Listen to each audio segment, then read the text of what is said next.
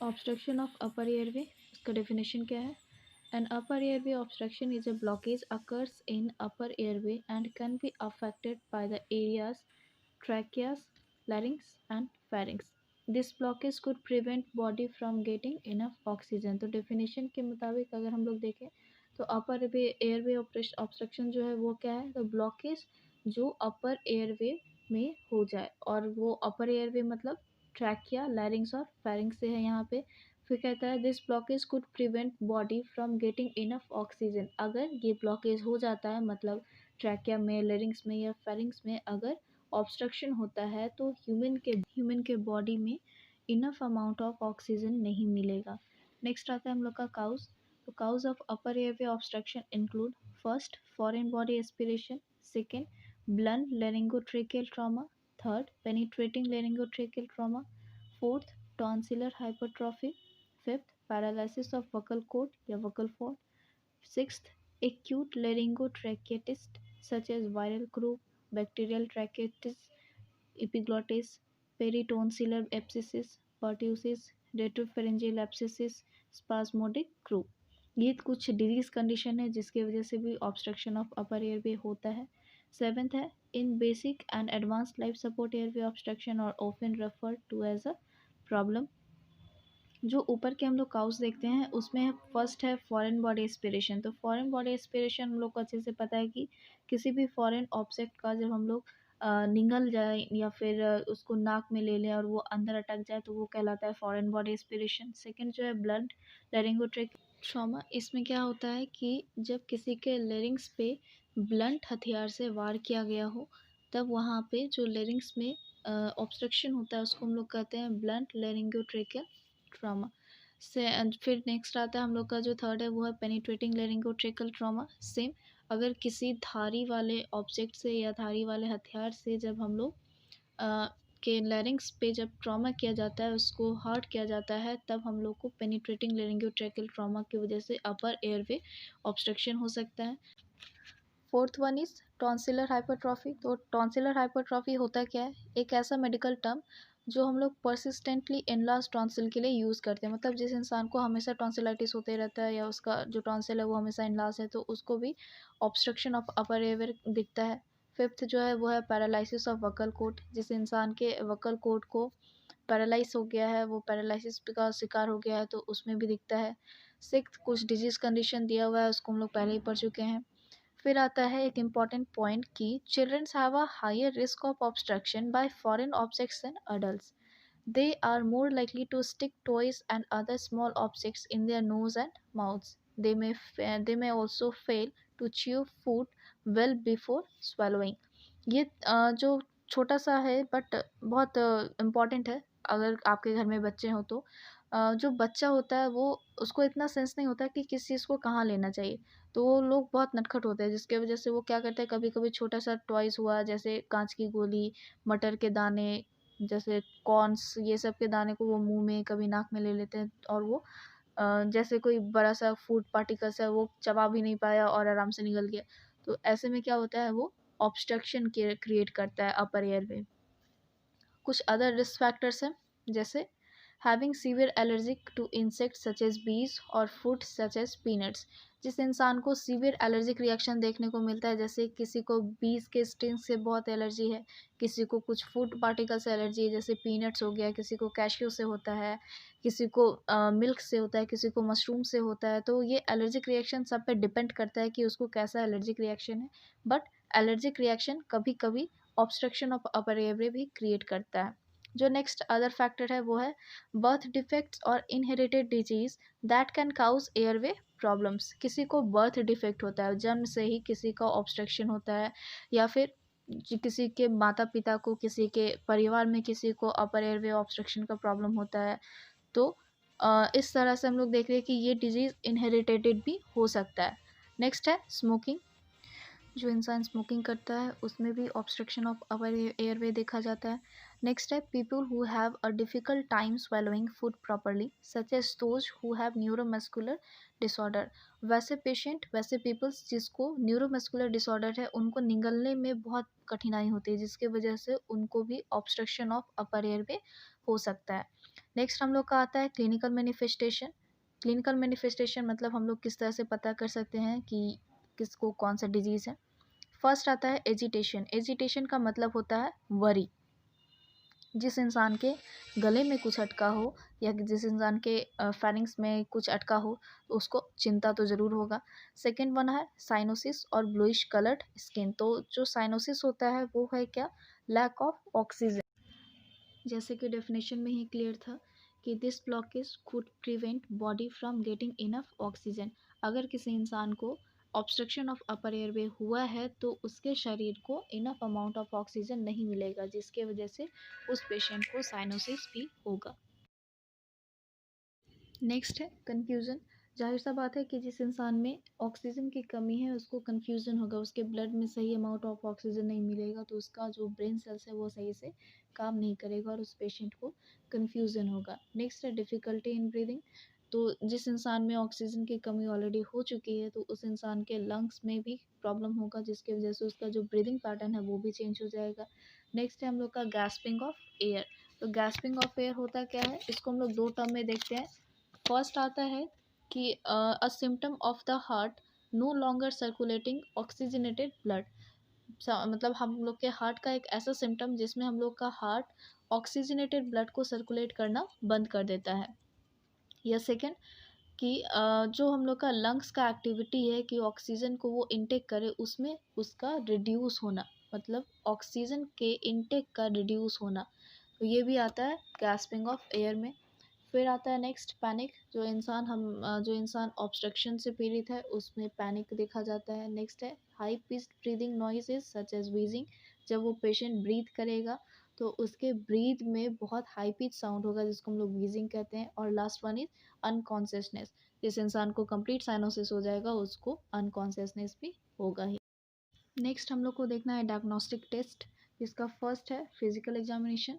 तो physical examination में सबसे फर्स्ट हम लोग को क्या देखना है, alteration in your normal breathing pattern whether rapid और सैलो ब्रीदिंग। जिस पेशेंट को आप ऑब्स्ट्रक्शन ऑफ अपर वे के लिए डायग्नोस्ट कर रहे हैं, उसका फिजिकल एग्जामिनेशन कर रहे हैं, उसमें सबसे पहले नर्सेस को देखना रहता है कि उसका ब्रीदिंग पैटर्न कैसा है, रैपिड है या सैलो है। सेकेंड आता है decrease breath sounds in your lungs. जिस पेशेंट का ऑब्स्ट्रक्शन ऑफ एयरवे हो रहा है तो उस पेशेंट के जो लंग्स का साउंड है वो डिक्रीज्ड हो जाता है। नेक्स्ट है high pitched breath sounds in the upper airway और माउथ। जब हम लोग स्टेथोस्कोप से ऑस्कल्टेट करेंगे तो हम लोग को सुनाई देगा कि जो अपर एयरवे है या जो माउथ है उससे बहुत हाई पिच का साउंड निकल रहा है। या फोर्थ आता है नो ब्रीदिंग, या तो पेशेंट में कम्प्लीटली ब्रीदिंग स्टॉप हो गया। नेक्स्ट है ब्लूइश स्किन कलर जिसको हम लोग साइनोसिस कहते हैं। फिर आता है अनकॉन्शियसनेस। ये सारा फिजिकल एग्जामिनेशन का डायग्नोस्टिक टेस्ट है। जो अब इमेजिंग टेस्ट में हम लोग चलते हैं तो उसमें सबसे फर्स्ट आता है चेस्ट एक्सरे। अगर कोई ऑब्स्ट्रक्शन है, कोई फॉरेन एस्पिरेशन है, किसी फॉरेन बॉडी का एस्पिरेशन है तो हम लोग चेस्ट एक्सरे में फाइंड कर सकते हैं। उसी तरह ब्रोंकोस्कोपी भी इमेजिंग टेस्ट आता है और सिटी स्कैन भी। नेक्स्ट वन इज मैनेजमेंट, जिसमें हम लोग सबसे फर्स्ट देखेंगे द हेल्मिक मैन्यूवर। सो वेल हेल्मिक मैन्यूवर क्या है, this is an emergency technique that may help a person who is choking on a foreign object. ये एक इमरजेंसी टेक्निक है जो तब यूज़ किया जाता है जब कोई पर्सन चोकिंग कर रहा हो, मतलब वो जब जैसे कुछ खा रहा होता है तब उसके गले में कुछ अटक गया हो, उस टाइम ये हेल्मिक मैन्यूवर का यूज़ किया जाता है। हेल्मिक मैन्यूवर में एक पर्सन का ज़रूरत होता है, एक तो खुद पेशेंट होता है और दूसरा एक पर्सन जो उसको इस प्रोसेस में हेल्प करता है। तो कैसे करता है, the maneuver involves one person standing behind the person who is choking wrapping their arms around their waist. तो जिस पेशेंट को चोकिंग हो रहा होता है तो उसके पीछे एक पर्सन जाके खड़ा हो जाता है और अपने हाथ को उसके कमर के पास से रैप कर लेता है। नेक्स्ट है the person performing the maneuver should then make a fist with one hand and put it near the person's belly button. वो पर्सन जो मैन्यूवर टेक कर रहा है, मैन्यूवर दे रहा है, उस पर्सन को एक मुट्ठी बनाना है और जिस पेशेंट को चोकिंग हो रहा है उसके बेली बटन के सामने या बेली बटन के पास उसको रखना है। फिर कहता है they should then grab first with their other hand and press into the person's abdomen with 5 quick thrusts.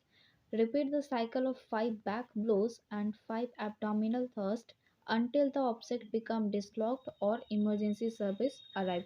मतलब कि जब हम लोग बेली बटन के पास, मतलब जो पर्सन हेल्मिक मैन्योवर दे रहा है, तो उस पर्सन को पेशेंट के बेली बटन के पास एक फिस्ट बना के रखना है और उसको अप के अप के डायरेक्शन में 5 बार थर्स्ट देना है। तब तक, या फिर इस प्रोसेस को तब तक रिपीट करना है जब तक जो ऑब्जेक्ट अंदर गया था वो निकल ना जाए या फिर इमरजेंसी सर्विस अराइव ना हो जाए।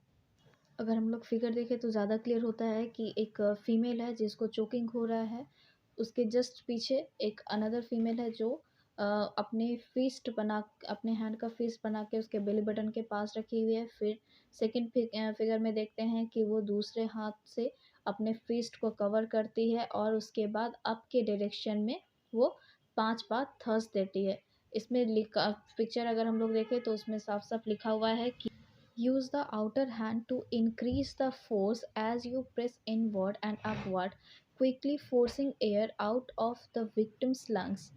If this fails to eject the obstruction, repeat the maneuver as many as 4 times। Means कि हम जो मैनेवर दे रहा है, जिस पेशेंट को जो पर्सन मैनेवर दे रहा है, तो उसको ये प्रोसेस इनवर्ड और अपवर्ड की तरफ 5 बार करना है और रिपीटेड फॉर्म में करना है अगर उसका जो ऑब्स्ट्रक्शन है वो क्लियर नहीं हो रहा है तो। नेक्स्ट मैनेजमेंट है इपिनेफ्रिन।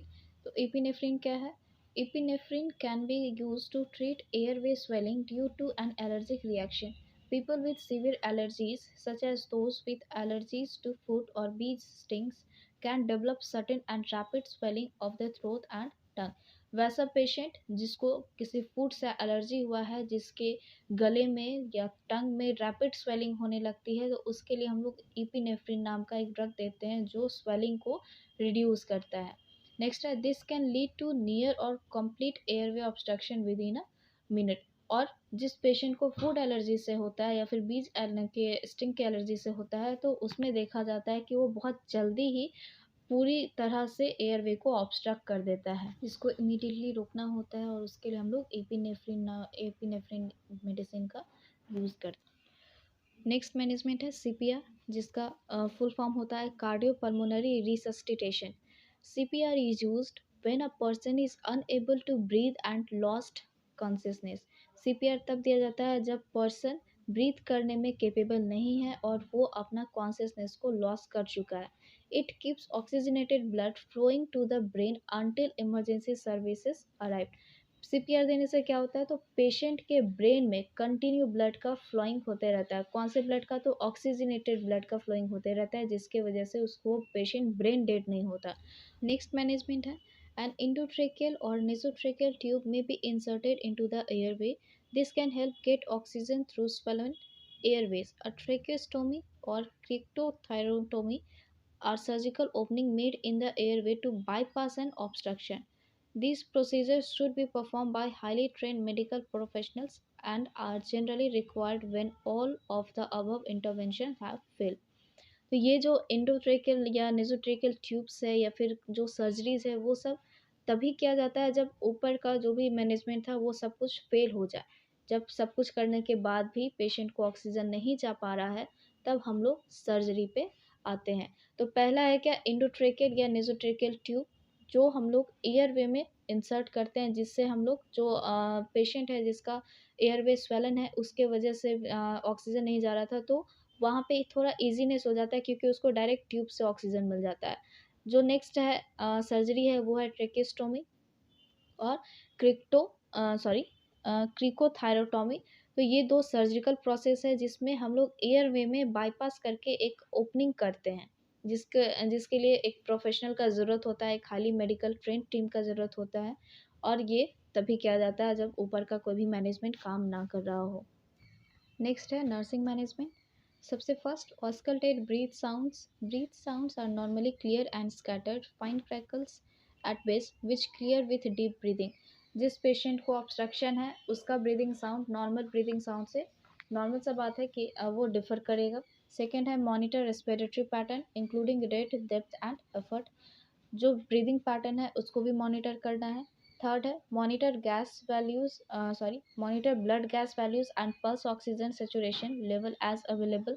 अगर अवेलेबल है तो करना है। फोर्थ है position client to optimize respiration, example head of bed elevated 45 degrees and reposition at least every 2 hours. मतलब जो पेशेंट का पोजीशन है उसको हम लोग को हमेशा ऐसा रखना है कि उसको रेस्पिरेशन में प्रॉब्लम ना हो। जैसे हम लोग जो बेड है उसका हेड एलिवेट कर सकते हैं 45 डिग्री से, जिसको हम लोग कुछ पोजीशन के नाम से कहते हैं, वो क्या है आप लोग कमेंट करके बताएं।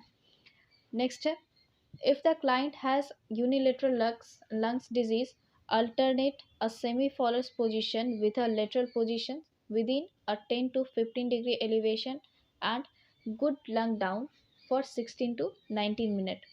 अगर किसी पेशेंट को यूनिलेटरल लंग डिजीज़ है तो उसके जो सेमी फॉलस पोजीशन है वो 10 से 15 डिग्री तक एलिवेटेड रहेंगे और उसको 60 to 90 मिनट तक कंटिन्यू करना है।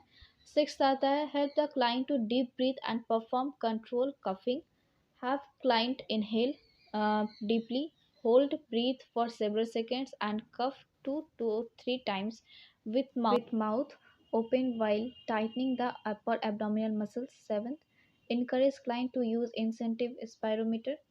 8. Assist with clearing secretion from pharynx by offering tissues and gentle suctioning of the oral pharynx if necessary। अगर ज़रूरत है सक्सनिंग का तो ओरल pharynx का सक्सनिंग किया जा सकता है, but nasotracheal suctioning is not allowed. Ninth है when suctioning an endotracheal tube or tracheostomy tube for a client on a ventilator, do not following। अगर किसी पेशेंट का हम लोग इंडोट्रेकियल ट्यूब या फिर ट्रेकियोस्टोमी के सक्सनिंग को कर रहे हैं और वो पेशेंट वेंटिलेटर पे है तो हम लोग को क्या नहीं करना है, hyper oxygenated before, between and after endotracheal suctioning session। 10th है encourage activity and ambulation or as tolerate, if unable to ambulate client, turn client from side to side at least every 2 hours, administer oxygen as ordered। Next, administer medication such as bronchodilators or inhaled steroids as ordered, watch for the side effects such as tachycardia or anxiety with bronchodilators, inflamed pharynx with inhaled steroid। ये कुछ nursing management है जो हम लोग को follow करने हैं और कभी भी हम लोग को मेडिकेशन अपने मन से नहीं देना है। जो भी प्रिस्क्राइब्ड है उसी प्रिस्क्राइब मेडिकेशन को हम लोग सिर्फ एज ऑर्डर सिर्फ फॉलो करेंगे।